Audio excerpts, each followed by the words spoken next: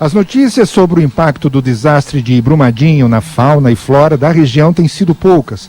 Para falar sobre isso, conversamos com o professor Pedro Luiz Cortes, livre-docente e professor da ECA, e que também leciona no PROCAN, que é o Programa de Pós-Graduação em Ciência Ambiental do Instituto de Energia e Ambiente da USP. Ele é coordenador da Rede Internacional de Estudos sobre Meio Ambiente e Sustentabilidade e participa do projeto temático FAPESP, Governança Ambiental da Macrometrópole Paulista face à variabilidade climática. Bom dia, professor Pedro Luiz, tudo bem? Bom dia, Ferraz, bom dia, ouvintes, é um prazer falar com vocês. Professor, qual o impacto, já se tem uma dimensão do impacto desse desastre de Brumadinho na fauna e flora ali daquela região? Olha, Ferraz, é possível, até com base na experiência de Mariana, verificar determinadas consequências em relação ao que está acontecendo. Uma primeira delas, em relação ao rio, ele sofre um aporte de sedimentos bastante significativo e isso provoca, literalmente, em algumas áreas, o soterramento dos trechos menores, dos cursos menores da água e das nascentes, provoca uma turbidez, é algo que vem sendo comentado com frequência na imprensa, e também prejudica bastante a oxigenação do rio. Então o que acontece? Isso inviabiliza o aproveitamento desse rio para irrigação de cultivos, para uso em populações rurais ou urbanas, porque demanda um tratamento bastante importante que muitas vezes não está acessível ou às vezes não é nem economicamente viável esse tipo de tratamento para eliminar essa quantidade de sedimentos. Então há um impacto aí no aproveitamento desse rio pelas pessoas, ou seja, para o cultivo ou para uso no abastecimento. Mas há também uma preocupação muito grande porque isso vai levar a uma mortandade muito grande de peixes. Então o rio ele perde vida, ele fica um rio morto e com baixa capacidade de transporte em vários momentos, o que é agravado pelo soterramento das nascentes. Muitas nascentes foram literalmente soterradas e isso vai diminuir muito a drenagem da região e a capacidade de transporte do rio, o aporte de água para a região. Há uma outra preocupação muito grande em relação ao que acontece com o solo, porque essa camada de lama ela acaba provocando uma impermeabilização do solo, ela tem nutrientes diferentes daqueles originalmente encontrados na região, e isso prejudica a germinação de novas sementes, inclusive pelo fato de que aquela camada superficial que havia, que é uma camada organicamente mais ativa do solo, ela deixa de existir simplesmente pelo fato de que ela está agora soterrada. Então isso dificulta a recomposição da flora nativa na região. Ao longo dos anos nós vamos ter o surgimento de plantas, ou algumas plantas vão retornar, mas não com a mesma composição da flora que nós tínhamos originalmente. E a fauna, em função disso, ela deixa de contar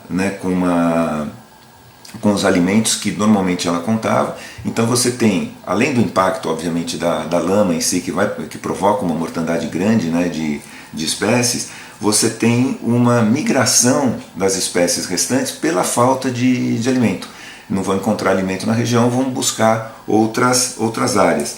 E com isso, principalmente pela migração dos pássaros, vai aumentar a quantidade de insetos e muitos deles com potencial de transmissão de doenças. Então é previsto um aumento de endemias nas áreas rurais que circundam a região, mesmo nas áreas urbanas que circundam a região. Então assim, tem um impacto muito significativo, Ferraz, assim, que se estende não só geograficamente pela área afetada, mas também ao longo do tempo, porque a recomposição natural desse ambiente ela é por vezes impossível, ele não vai voltar ao que era antes, mesmo que haja, e deverá haver aí uma intervenção no sentido de tentar promover uma recuperação o mais próximo possível do que era originalmente.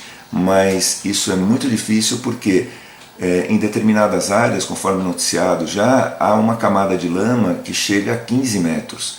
Então isso muda a topografia da região, muda a drenagem, muda a composição do solo, muda a oferta de alimentos, né, para a fauna. Então isso traz um prejuízo muito significativo e que deve se estender aí ao longo de décadas.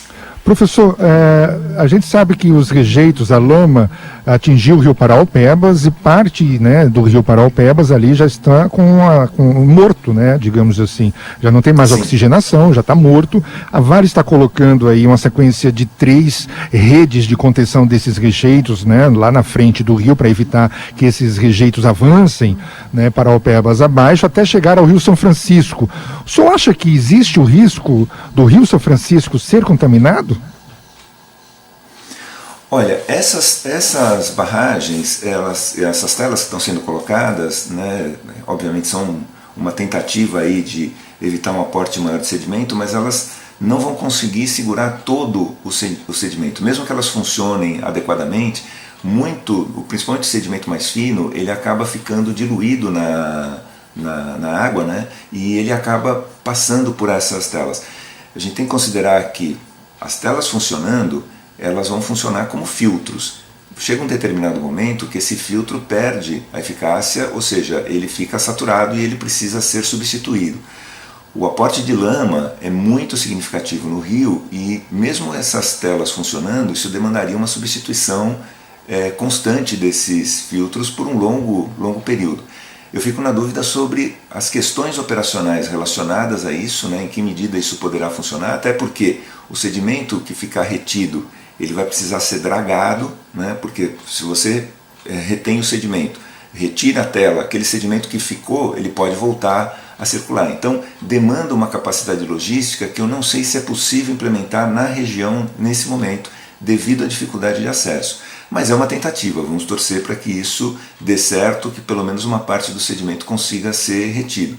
A questão que se coloca é o seguinte: há uma usina hidrelétrica que em princípio estaria sendo cogitada para ajudar na retenção desses sedimentos, mas mesmo assim essa capacidade dessa usina é bastante limitada face o volume que foi colocado em toda a região.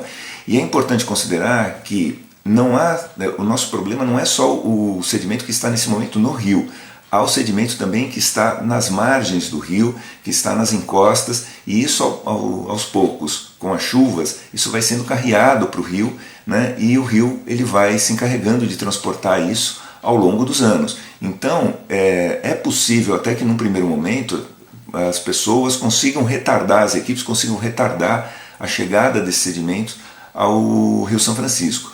Mas eu acredito que ao longo, né, dos meses, né, das próximas semanas, dos meses, e aí ao longo dos anos, fatalmente esse sedimento ele chegará até o Rio São Francisco, devido ao grande volume que foi colocado em toda a região, e isso aos poucos vai sendo drenado, mesmo com a colocação de telas, mesmo com a colaboração da usina hidrelétrica, é um volume muito significativo. Então, infelizmente, esse prognóstico existe e muito provavelmente ele vai se concretizar, ou seja, em algum momento esses sedimentos vão chegar até o Rio São Francisco. Que triste, professor. Obrigado pela sua participação no Jornal da USP dessa sexta-feira, né? Professor Pedro Luiz Cortes.